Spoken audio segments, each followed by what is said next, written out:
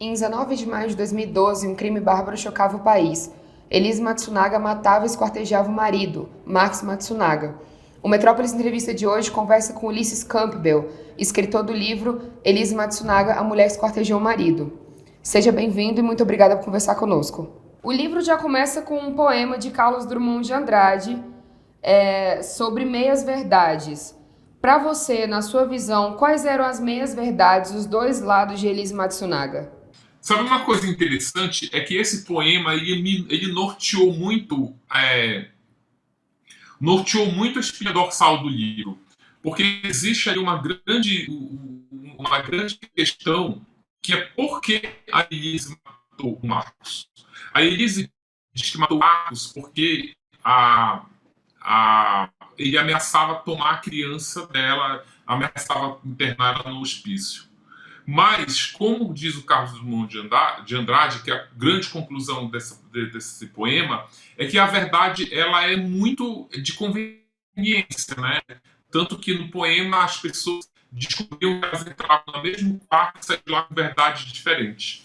Na minha opinião, a Elise não matou o Marcos por conta dessas ameaças, até porque o Marcos tinha uma outra filha de um outro casamento e nunca ele quis a outra garota. Ele não pleiteava a guarda da menina. Então, na minha opinião, a Elise matou o marido por ciúme da amante que ele tinha arrumado e também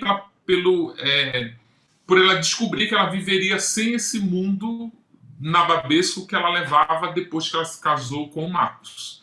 Mas o livro crava que essas ameaças do Marcos, porque ela levou essa tese para o tribunal do júri e não tinha como eu, como jornalista, abrir mão dessa verdade da Elise. Era essa até minha outra pergunta. O livro tem duas verdades muito claras. A Elise Matsunaga como uma assassina cruel, de um crime extremamente bárbaro, e a Elise Matsunaga vítima de estupro, vítima de um lar completamente disfuncional. A sua ideia era mostrar que por trás de todo monstro, por assim dizer, de toda pessoa que cometeu um ato ruim, tem uma história três vezes pior por trás, ou era realmente só mostrar esse lado da vida da Elise Matsunaga que aconteceu, que foi aquilo ali, que é inegável, independente do que ela tenha feito com o Marcos Matsunaga? Tem uma coisa que eu sempre, antes de responder essa pergunta, eu sempre deixo pontuado, faço questão de deixar isso reafirmado, é que eu não faço qualquer defesa do que a Elise fez, independentemente do passado que ela teve. Mas a gente precisa, para a gente entender a frieza dela na hora de esquartejar o marido, porque na minha opinião a Elise ela se revela não pelo tiro que ela deu nele, ela se revela pelo esquartejamento, porque ela mesma diz no tribunal do júri que ela deu um tiro na cabeça do marido num piscar de olhos, mas ela levou 6 horas esquartejando o marido. Então, o ato de esquartejar o marido diz muito mais da personalidade fria que a Elise tem. Aí, para chegar até o esquartejamento, eu preciso mostrar qual a trajetória de vida que a Elise teve para ela se transformar nessa mulher gélida. Por exemplo, aos 15 anos de idade, ela foi estuprada pelo padrasto e foi contar para a mãe. A mãe tirou satisfação com o companheiro, te estuprou minha filha, e ele diz para ela, olha, eu fiz isso porque ela me seduziu. O que a mãe fez? A mãe deu um tapa na cara da Elise e mandou ela embora de casa. A Elise, nesse período, sai de casa com uma mochila, se prostitui por 45 dias pelas estradas do sul e depois é resgatada pelo Conselho Tutelar e devolvida para casa. Ou seja, muitos especialistas, não sei se você chegou a essa parte do livro, mas muitos especialistas mostram como a mulher prostituta ela tem que abrir mão de certos sentimentos, inclusive sentimentos altruístas. Eu acho que isso é muito mais fácil para a gente entender hoje em dia, principalmente por esse movimento muito forte que está reafirmando os direitos da mulher, o não é não, e na prostituição isso não existe. Se você vai numa balada e um rapaz começa a cortejar você, se ele tentar te beijar, você diz não, ele não vai te beijar. Na prostituição isso não existe. Você beija quem está te pagando, não é necessariamente quem você escolheu. Então, se você fizer isso de forma recorrente, você vai começando a abrir mão de sentimentos muito básicos do ser humano. E você acaba se tornando uma pessoa fria, porque você tem que ser frio para dormir mais de uma vez com um homem que você não escolheu. Então, essa vida, essa labuta da Elise na prostituição fez com que ela se tornasse essa mulher fria capaz de esquartejar o marido. E tem uma coisa muito curiosa que ela assumiu um alter ego, né, para se prostituir, porque ela não consegue. Ela não consegue se prostituir porque a Elise, ela é uma mulher tímida, ela é uma mulher acanhada, ela é uma mulher extremamente retraída. Para ela exercer a prostituição, ela criou um alter ego, né, que se chama Kelly, que é aquela mulher mais, ela é mais desenvolta, é uma mulher que ela é adepta do sadomasoquismo, é uma mulher mais proativa e tal.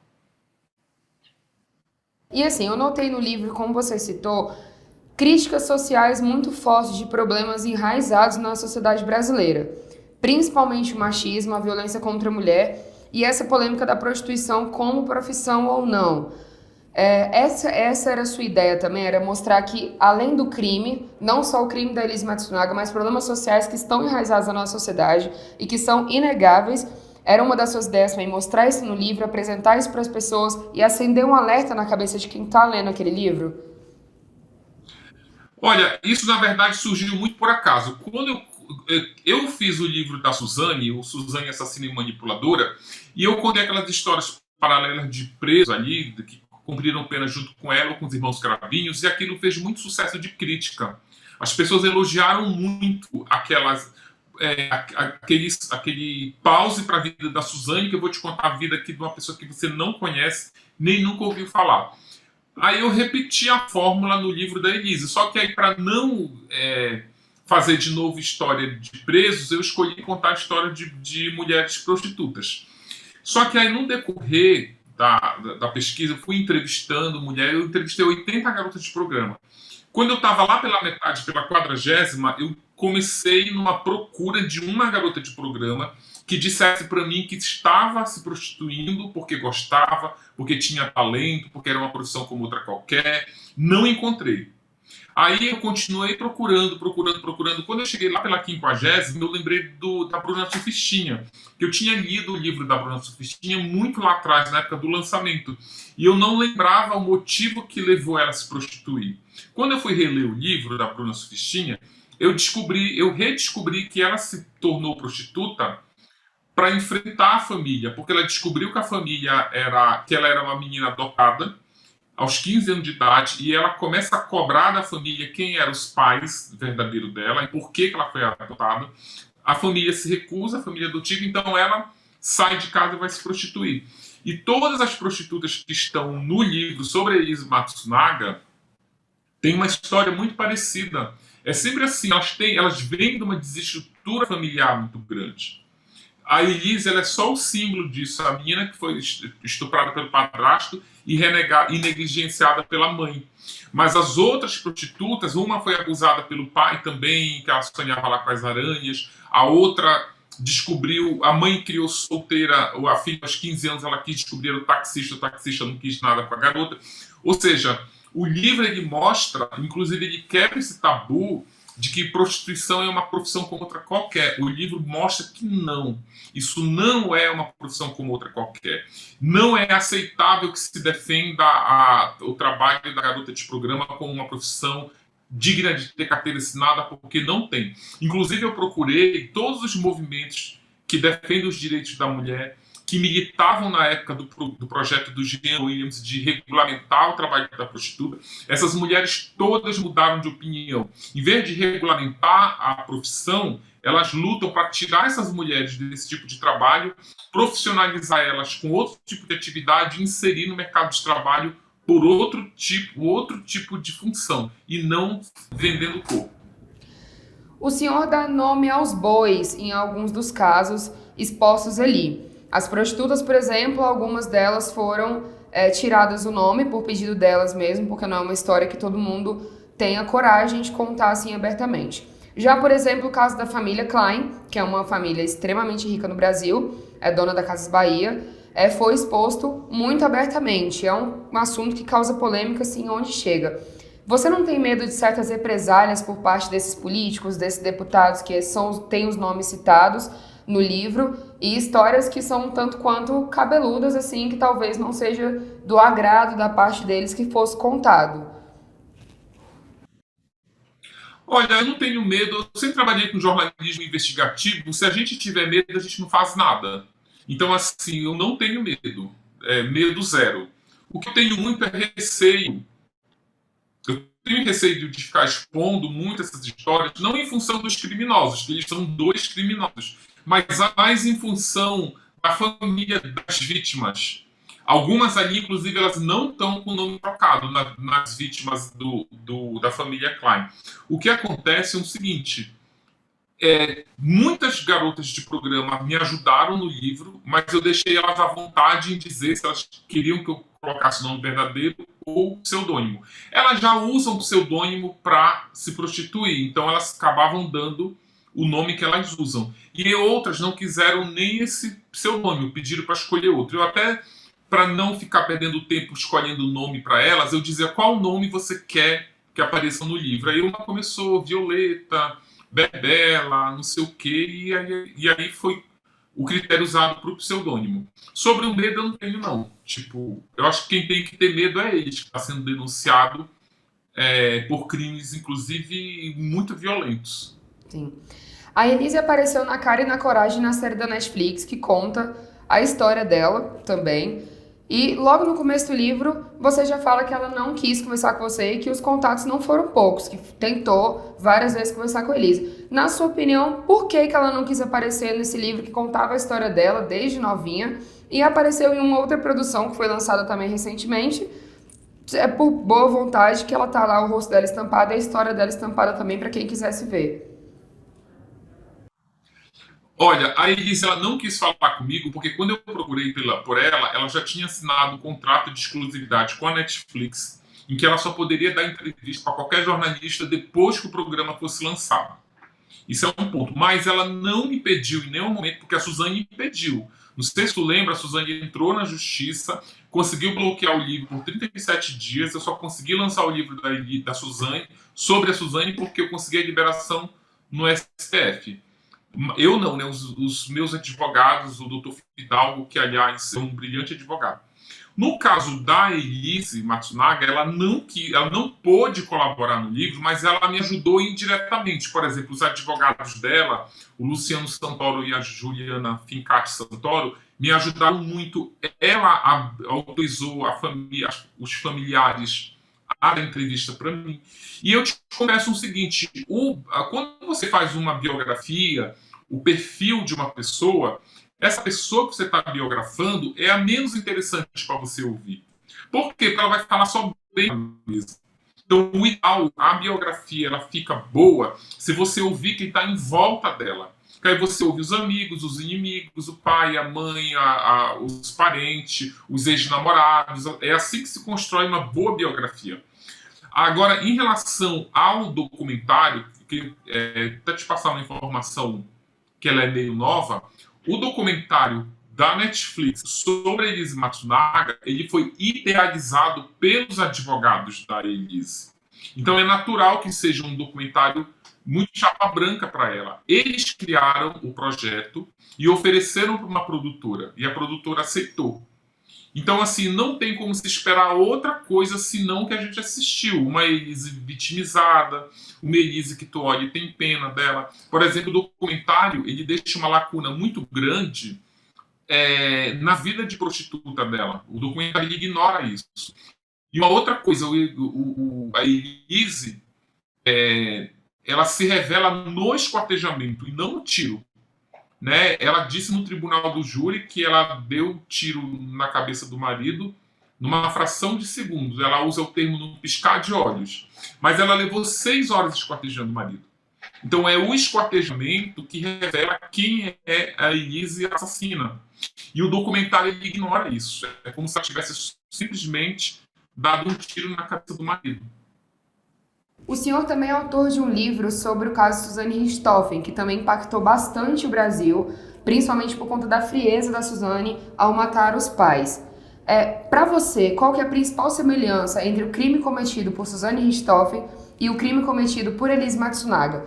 Além disso, qual que é a principal semelhança entre as duas pessoas, Elise e Suzane Richthofen? Olha, as duas são assassinas frias, né? Mas eu percebi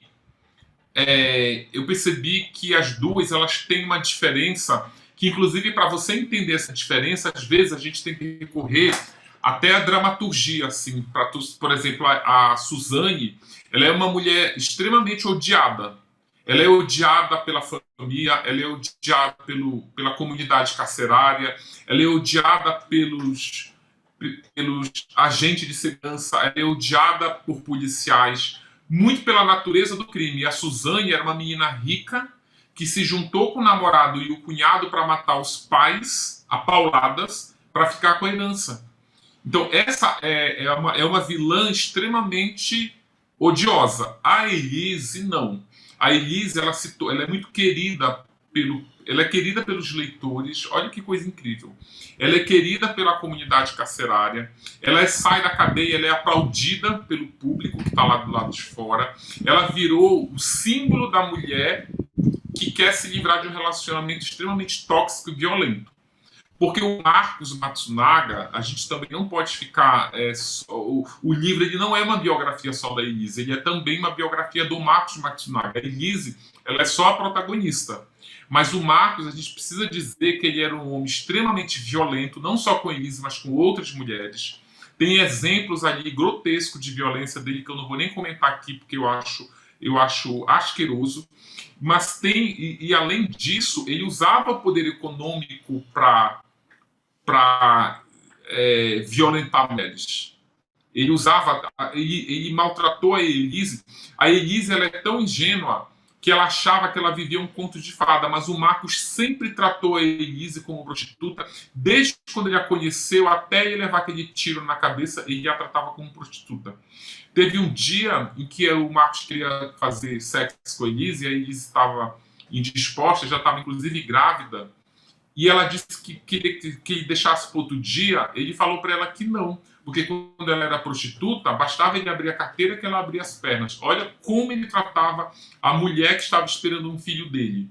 Então, por essas e outras situações, ela virou esse símbolo. Claro que as pessoas não aprovam o que ela fez, é sempre bom deixar isso claro. Matar ninguém, nem até quando você...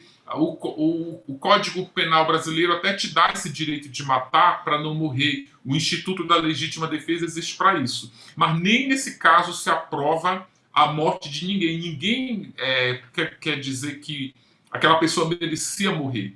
Mas aí quando tu começa a ver toda a trajetória de situações em que ela se meteu, tu acaba entendendo por que ela fez isso. Tá, eu queria falar para os telespectadores, para os nossos ouvintes, e tem um perfil no Instagram chamado Mulheres Assassinas, que é